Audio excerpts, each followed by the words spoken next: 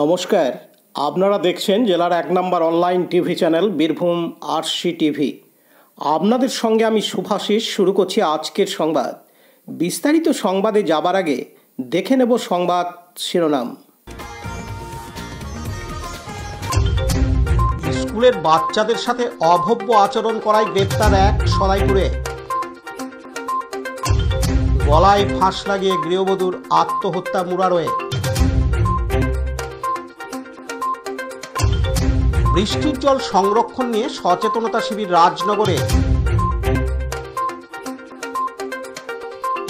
নোবেলজয়ী অর্থনীতিবিদ অমর্ত্য সেন এলেন শান্তিনিকেতনে। বক্রেশ্বর তাপবিদ্যুৎ কেন্দ্র থেকে উদ্ধার অজগর।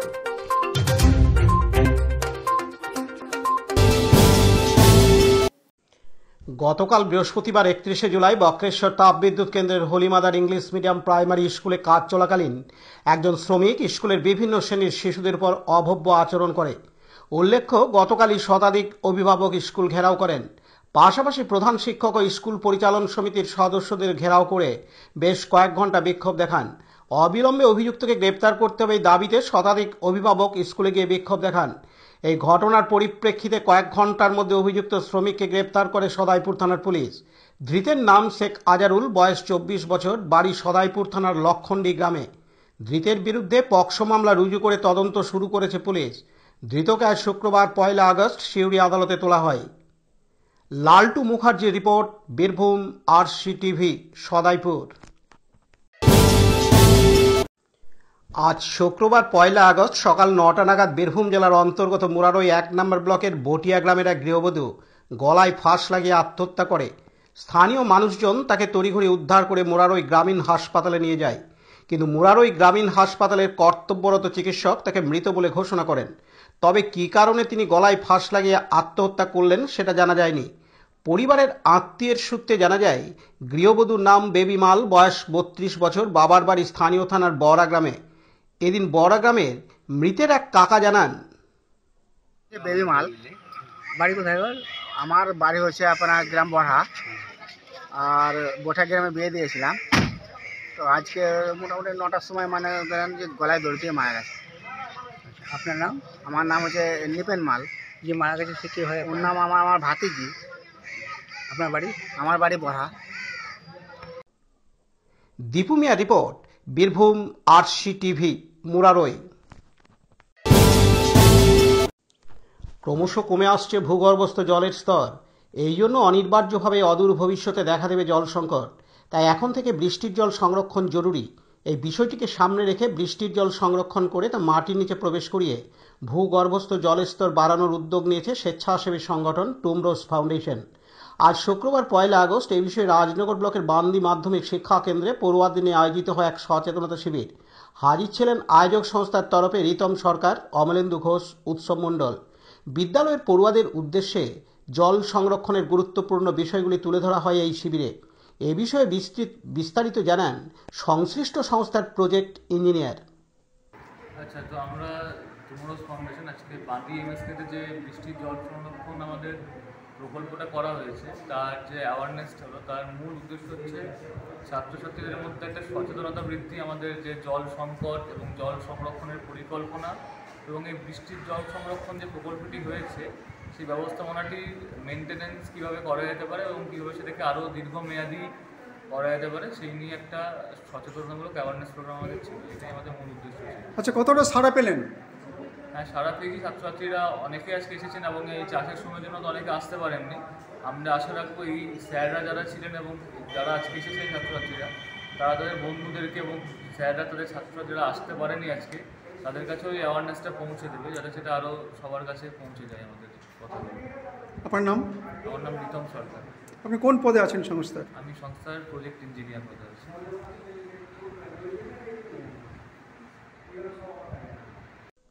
উত্তম মণ্ডলের report, Birbhum RC TV, Rajnagar.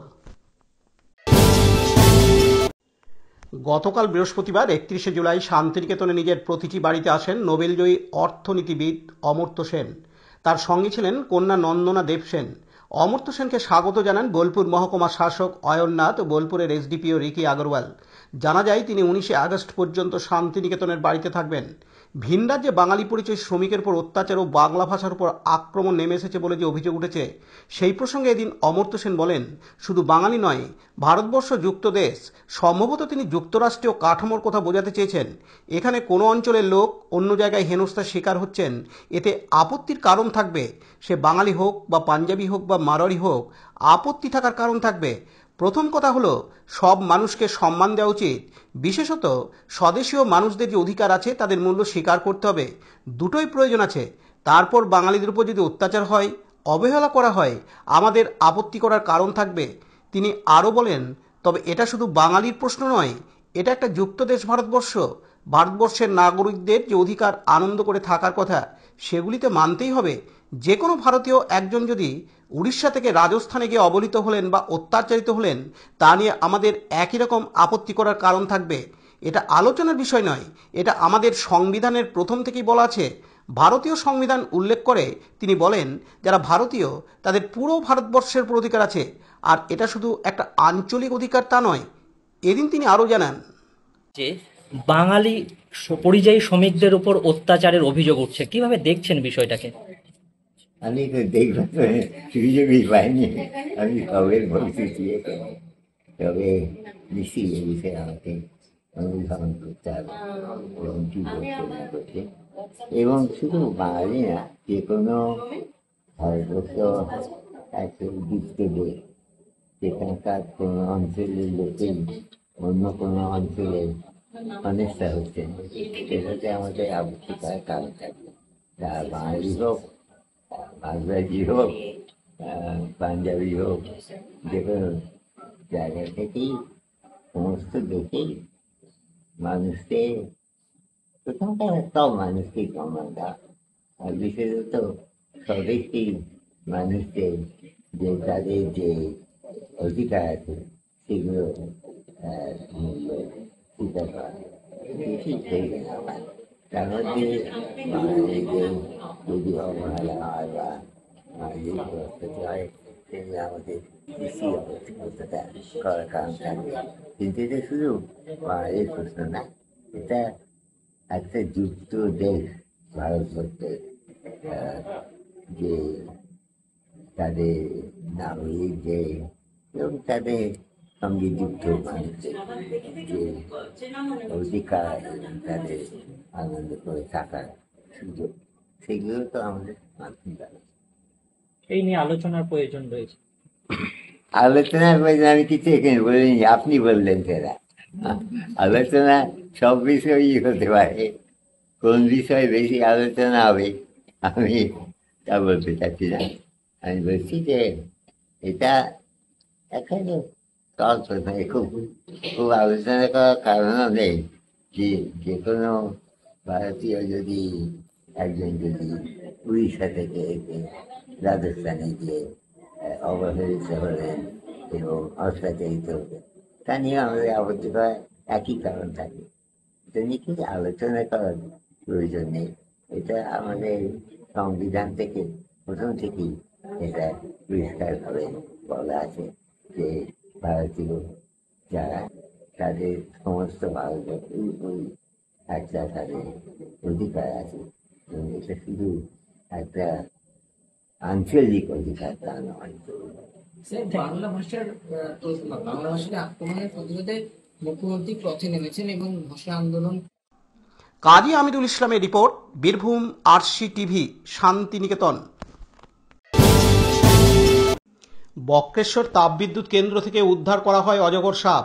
উদ্ধার করেন সর্পপ্রেমী অমিত শর্মা। গতকাল বৃহস্পতিবার 31শে জুলাই গভীর রাত্রে বক্রেশ্বর তাপবিদ্যুৎ কেন্দ্রের জিএম বিল্ডিংয়ের রাস্তার পাশে থাকা গাছের নিচে থেকে উদ্ধার করা হয় অজগর সাপটিকে।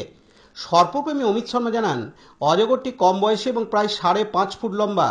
অজগরটি সম্পূর্ণ সুস্থ অবস্থায় রয়েছে। বন দপ্তরের সহায়তায় এটিকে অনুকূল পরিবেশে ছেড়ে দেওয়া হবে। কাল গভীর রাতে কামরাদি আমাকে ফোন করে বলে যে বক্রেশ্বর পাওয়ার প্ল্যান্টে একটা অজগর সাপ বের হয়েছে। আমি তড়িঘড়ি যাই, সেখানে গিয়ে দেখি যে একটা কম বয়সী একটা অজগর সাপ, মোটামুটি 5.5 ফুট লম্বা রয়েছে। সেটাকে রেস্কিউ করি এবং এটাকে আজই আমরা বনদপ্তর সরে নিয়ে সেটাকে অনুকূল পরিবেশে রিলিজ করে দেবো। সাপটা পুরোপুরি সুস্থ রয়েছে। তো যাই হোক, সাপ অনেক বেশি পরিমাণে বের হচ্ছে বর্ষাকাল বলে হয়তো ভয় বা আতঙ্কিত হবেন না। হ্যাঁ, তাপবিদ্যুৎ কেন্দ্রে আমি আগেও রেস্কিউ করেছি 2-3 বার।